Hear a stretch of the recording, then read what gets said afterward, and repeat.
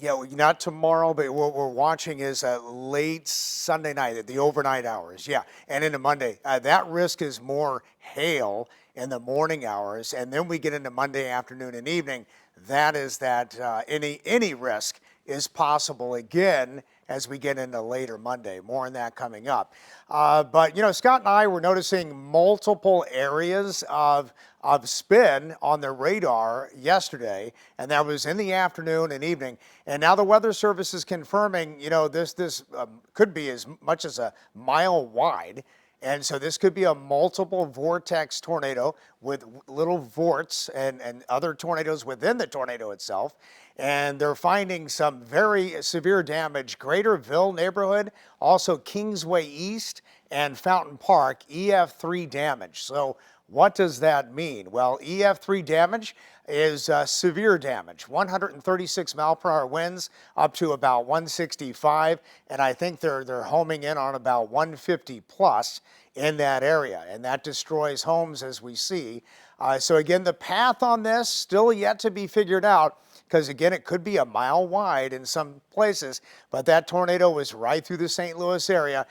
So remember, again, we started noticing the touchdown confirmed around Clayton, and then eventually they're going to check tomorrow, the Weather Service, survey teams around Granite City and Venice in Illinois, and likely that tornado continued across the Mississippi. So again, this entire area, this is the central west end, big time damage, trees down and leaves and all kinds of damage in that area.